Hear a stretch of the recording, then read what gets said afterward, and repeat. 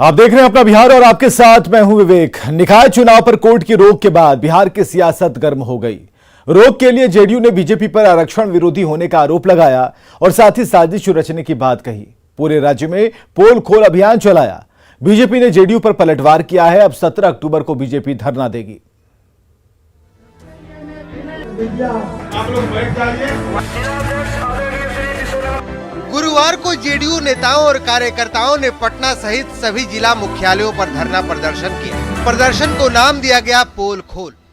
JDU का आरोप है कि हाई कोर्ट ने नगर निकाय चुनाव पर जो रोक लगाया है उसके पीछे बीजेपी की साजिश है। जेडीयू के राष्ट्रीय अध्यक्ष ललन सिंह ने बीजेपी पर षड्यंत्र रचकर नगर निकाय में अति पिछड़ों के आरक्षण को खत्म करने की साजिश का आरोप लगाया है। पिछड़े वर्ग को आरक्षण को यहाँ नगर निकाय में खत्म करने का जो षड्यंत्र और साजिश भारतीय जनता पार्टी ने रचा है वो उसी का हिस्सा है। दूसरी तरफ बीजेपी ने जेडीयू पर पलटवार करते हुए अति पिछड़ों के साथ नाइंसाफी की बात कही है।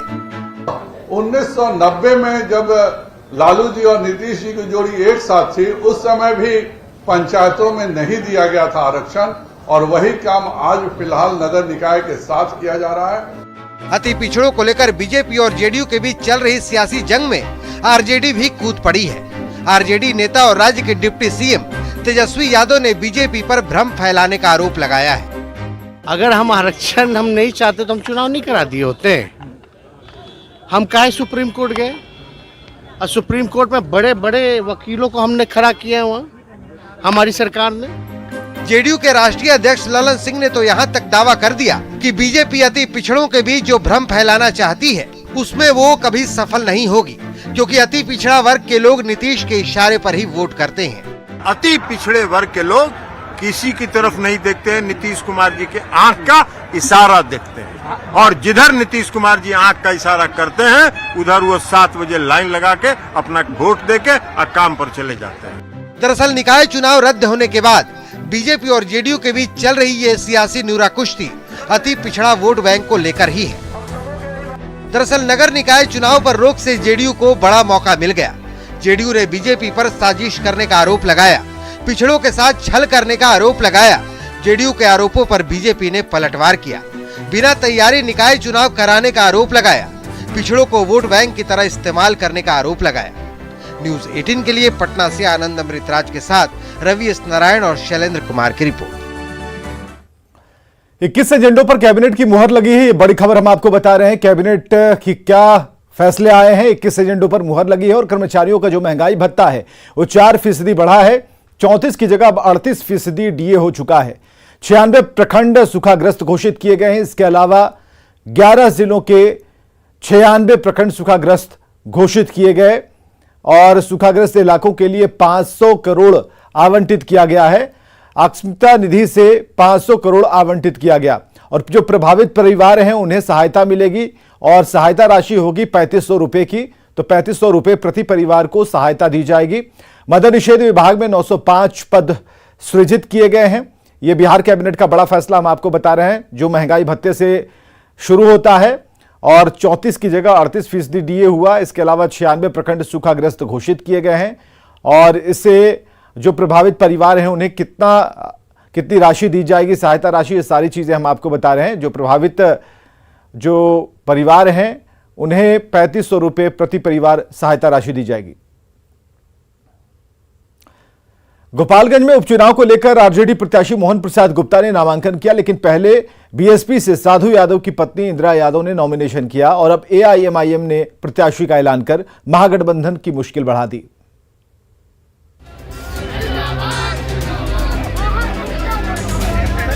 महागठबंधन के उम्मीदवार के तौर पर गोपालगंज से आरजेडी के मोहन प्रसाद गुप्ता ने नॉमिनेशन कर दिया। मोहन प्रसाद गुप्ता के नॉमिनेशन में जेडीयू और आरजेडी के कई सीनियर लीडर मौजूद रहे। हमारी लड़ाई किसी से नहीं है। आज जो हम लोगों ने नामांकन किया है, जनता फैसला सुना चुकी है, जीत हमारी पक्की है। आरजेडी उम्मीदवार मोहन प्रसाद गुप्ता ने अपनी जीत का दावा किया, लेकिन उनकी राह आसान नहीं दिख रही है। आरजेडी के लिए पहली मुश्किल तब खड़ी हुई जब तेजस्वी यादव के मामा साधु यादव ने बीएसपी के टिकट पर अपनी पत्नी इंदिरा देवी को मैदान में उतार दिया। और अब महागठबंधन के सहयोगी AIM-IM ने गोपालगंज से चुनाव लड़ने का ऐलान कर दिया। भाई गठबंधन वाले हमारी रियायत न करें, हम तो गठबंधन वालों की रियायत करते हैं। मैंने कहा कि मैं गोपालगंज लड़ता हूं, आप लोग वहां से लड़ लीजिए, लेकिन चूंकि बड़ी पार्टियां हैं उनके मन में जो आए करें, हमने तो अपनी जिम्मेदारी अदा की है। और चूंकि गोपालगंज में मेरी जमीन ज्यादा मजबूत है, मेरा संगठन मजबूत है, इसलिए मैंने वहां लड़ने का फैसला किया। जोश खरोश के साथ नॉमिनेशन करने वाले महागठबंधन के उम्मीदवार मोहन प्रसाद गुप्ता इन मुश्किलात का सामना कर पाते हैं या इनका भी हश्र 2020 में कांग्रेस की तरफ से खड़े उम्मीदवार के जैसा हो जाता है, ये देखना होगा। न्यूज 18 के लिए गोपालगंज से गोविंद और दिल्ली से अमितेश सिंह की रिपोर्ट। पूरा बिहार डेंगू के डंक से कराह रहा है। डेंगू के मामले बढ़ते जा रहे हैं। डेंगू के सबसे ज्यादा केस पटना से सामने आए हैं। नवादा में 2 लोगों की मौत भी हो चुकी है। बिहार में डेंगू अब तक 4 लोगों की जान ले चुका है और इतने गंभीर हालात में भी कई जिलों के सरकारी अस्पतालों में लापरवाही का आलम है।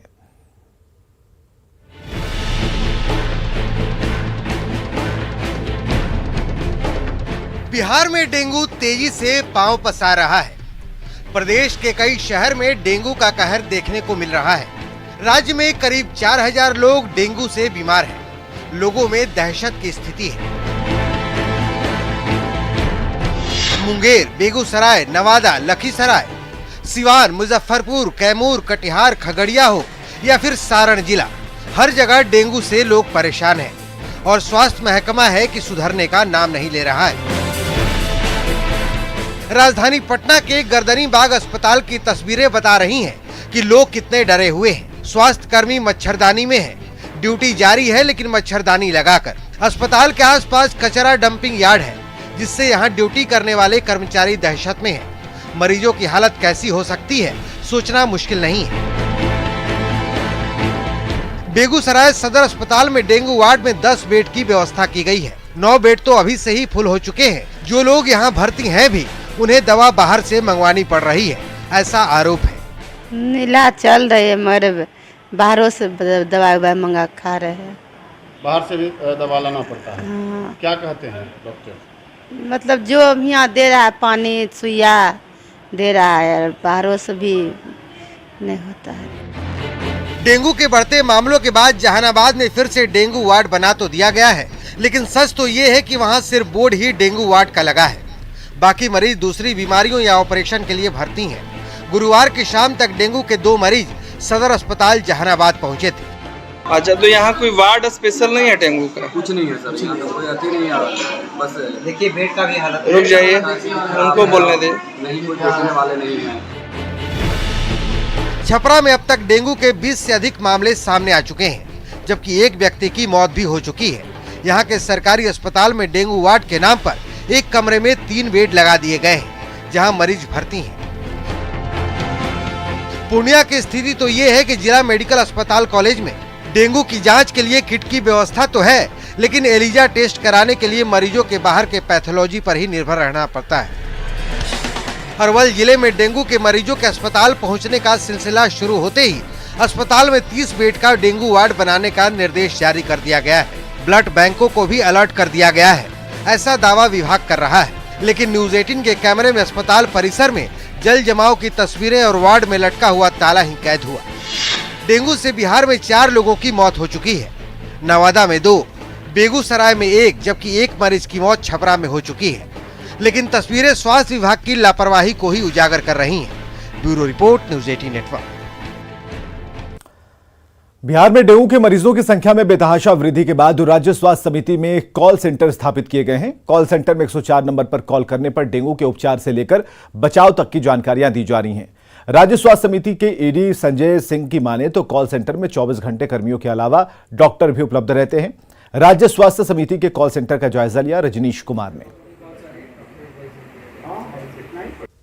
बिहार में डेंगू की स्थिति भयावह होती जा रही है और आंकड़ा बढ़कर 4000 के पार कर चुका है। ऐसे में जिला प्रशासन के साथ साथ स्वास्थ्य विभाग पूरी तरह से अलर्ट पर है और राज्य स्वास्थ्य समिति में 24/7 जो कंट्रोल रूम है, कॉल सेंटर है, वो काम कर रहा है। तो आपको हम सीधे दिखा रहे हैं तस्वीर, कॉल सेंटर की तस्वीर है। यहाँ पर तमाम जो कर्मी हैं वो 24 घंटे जो मरीज हैं या जो आम लोग हैं जिनको जानकारियां चाहिए किसी तरह की परेशानी दूर करने के लिए, यहाँ पर कॉल सेंटर काम कर रहा है। साथ ही डॉक्टरों की भी टीम यहाँ पर काम कर रही है। देखिए कि किस तरह से डॉक्टर जो हैं लगातार जो फोन कॉल्स हैं उसको रिसीव कर रहे हैं और जो लोग हैं जिनके मन में कोई शंका है उसका समाधान भी कर रहे हैं। तो हम जरा बात कर लेते हैं। राज्य स्वास्थ्य समिति के ईडी हमारे साथ हैं संजय कुमार सिंह। सर, क्या स्थिति है फिलहाल डेंगू की, चूंकि कंट्रोल रूम में आपका काम कर रहा है? डेंगू के मामले बढ़ रहे हैं, खास तौर से पिछले सप्ताह से और विशेष तौर से पटना में। तो इसके लिए डेंगू के इलाज के लिए जिन जिन चीज़ों की ज़रूरत पड़ती है, चाहे वो टेस्टिंग हो, टेस्टिंग किट्स हों, बेड्स हों और प्लेटलेट्स हों और डॉक्टरी सलाह हो, इन सब चीज़ को कोऑर्डिनेट करने के लिए यह कॉल सेंटर है। डरने की कोई बात नहीं है, लेकिन एहतियात बरतना ज़रूरी है। सभी लोग फुल स्लीव कपड़े पहने, फुल पैंट पहने और अपने आसपास के इलाके को साफ रखें। जहां पानी वानी जमने के जो बकेट्स हैं, कूलर्स हैं, उनको साफ रखें। जो दवा खासकर डेंगू में दी जाती है उन दवाओं की कमी नहीं है, ये कह सकते हैं। और जो किट है जांच के लिए उसकी भी कमी नहीं है। बिल्कुल, दवा के किट्स की कमी नहीं है और दवा की भी कहीं भी कमी नहीं है। तो जाहिर है 104 नंबर है कॉल सेंटर का। अगर किसी तरह की परेशानी होती है तो सीधे आप फोन घुमाइए और अपनी समस्या का समाधान ढूंढ लीजिए। रजनीश कुमार, न्यूज़ 18 पटना। डेंगू का डंक तेजी से फैलता जा रहा है और इसके लिए स्वास्थ्य विभाग लोगों को अलर्ट भी कर रहा है और तैयारियों का दावा भी। लेकिन वैशाली के गुरौल प्राथमिक स्वास्थ्य केंद्र में स्वास्थ्य विभाग ने कैसी तैयारी और क्या व्यवस्था की है उसकी तस्वीर आपके सामने है। पीएचसी के परिसर की हालत गंदे तालाब जैसी है, जहां मरीज आने से डरते हैं। पीएचसी प्रभारी अस्पताल की नारकीय हालत से परेशान हैं। उनका कहना है कि कई बार जल निकासी की व्यवस्था को लेकर गुहार लगाई गई, लेकिन अब तक आश्वासन के सिवा कुछ नहीं मिला। सवाल यहां यह है कि जब अस्पताल की ये हालत है तो डेंगू और मच्छरों से फैलने वाली बीमारियों से कैसे निपटेगा स्वास्थ्य विभाग। ये बरसात में हर एक साल लग जाता है। हम लोग ने बहुत सारी कोशिश की, बहुत लोगों को कहा भी, किसी ने कुछ किया नहीं अभी तक। बस आके आश्वासन दे जाते हैं और चले जाते हैं। यहाँ तो सफाई सुथरा रहना चाहिए। पेशेंट आता है, कहीं गिर गया, एक तो वो अपने कष्ट में है, उसका आएगा गिर जाएगा तो और दिक्कत हो जाएगा। बड़ी खबर है अररिया से, जहां बेटी की इज्जत बचाने के लिए एक पिता ने अपनी जान गंवा दी। घटना जोकीहाट थाना क्षेत्र के बाघमारा गांव की है, जहां कुछ बदमाशों ने एक लड़की के साथ छेड़खानी की कोशिश की, जिसका लड़की के पिता ने विरोध किया तो आरोपी युवक और उसके परिजनों ने लड़की के पिता के सिर पर रॉड से जोरदार हमला कर दिया, जिससे लड़की के पिता की घटनास्थल पर ही मौत हो गई। घटना की सूचना पर पुलिस पहुंची, पूरे मामले की तफ्तीश में जुटी है और आरोपियों की गिरफ्तारी के लिए छापेमारी कर रही है।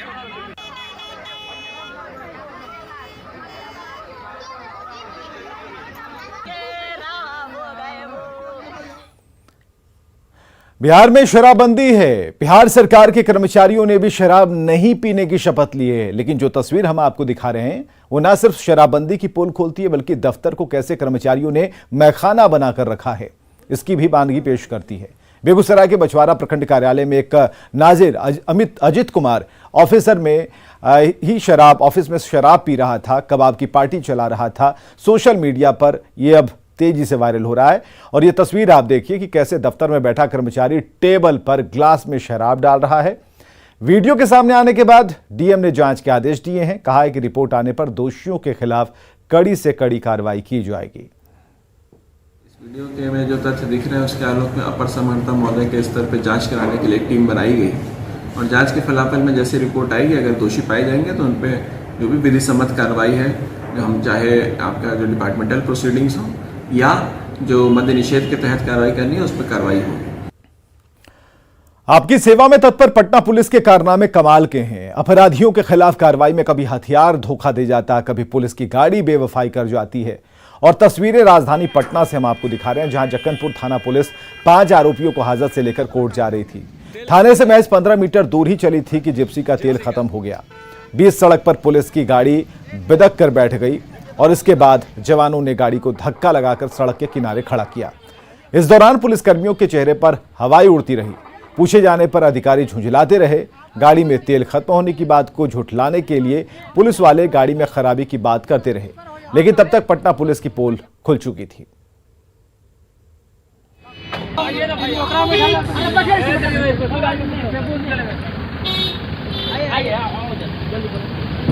गाड़ी में तेल चेक नहीं हुआ था ना। ड्राइवर का कमी है साहब, जो चलाता है उसको ना पता रहना चाहिए। अरे गाड़ी का तेल नहीं है यार, खराब। अरे निफ्ट कॉलेज क्या हुआ है? क्या हुआ सर? गेट हम लोग रात में सर गए हुए थे होटल में। अभी क्या हुआ? गाड़ी बंद हो गई। अभी गाड़ी में तेल नहीं है सर, तेल नहीं है। ये ले लिया गाड़ी।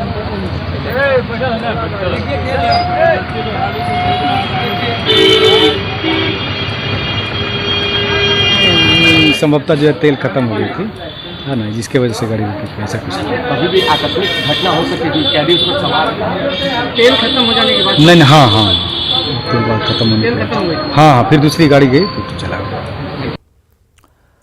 नवादा के रजौली में अतिक्रमण के खिलाफ प्रशासन का बुलडोजर चला, जिसमें एक ही दिन में करीब 125 घरों को ध्वस्त कर दिया।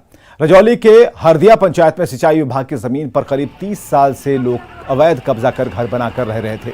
सालों पहले हरदिया डैम के विस्थापितों को पास में ही बसाया गया था, जिसके बाद इस खाली पड़ी जमीन पर धीरे धीरे लोगों ने कब्जा कर घर बना लिया। अतिक्रमित जमीन को खाली कराने के लिए सिंचाई विभाग के अधिकारियों ने प्रशासन की मदद से अवैध घरों पर बुलडोजर चलवा दिया। विरोध करने पर पुलिस जवानों ने कुछ लोगों पर हल्का बल प्रयोग किया, वहीं घरों को तोड़े जाने से लोग परेशान दिखे।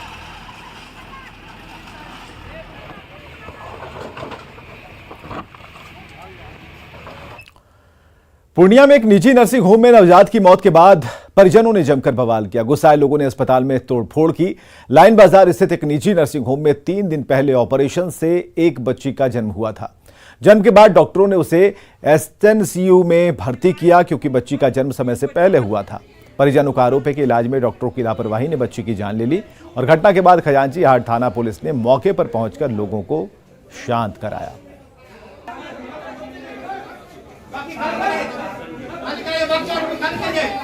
होता है कि पटना में देखते थे तुरंत बुला देता था टीम को ज्यादा। इसको परसों जन्म हुआ था, कल परसों ही इसको भर्ती किए। कल बच्चा पूरा खेल धूप रहा था। उसके बाद ऐसा शाम में ही हमको दूध मांगा कि दूध ला के दीजिए, हम दूध का डब्बा दिए। उसके 1 घंटा बाद हम आए तो बच्चा को देखे बिल्कुल शांत था, गोल हुआ पैर नहीं फेंक रहा था। डॉक्टर साहब खुद आ रहे हैं, 20 मिनट में आ रहे हैं, आधा घंटा में करते करते सर मेरा बच्चा को मार दिया। यही 4 गो 5 गो लड़की लड़का उसमें घुसा हुआ था। उसके बाद वो डॉक्टर बहुत हम चिल्लाए। बिहार चरखा समिति में कई महिलाओं को न सिर्फ स्वरोजगार मिला, बल्कि वे आत्मनिर्भर भी बन रही हैं। बिहार चरखा समिति में सालों से यह परंपरा चल रही है। चरखा समिति से जुड़ी महिलाएं कई तरह के पकवान बनाती हैं, जिसकी डिमांड है। और सबसे बड़ी बात है कि समिति से जुड़ी महिलाओं की आर्थिक स्थिति बदली है और उनके जीवन का पहिया भी चरखे की तरह आगे बढ़ रहा है।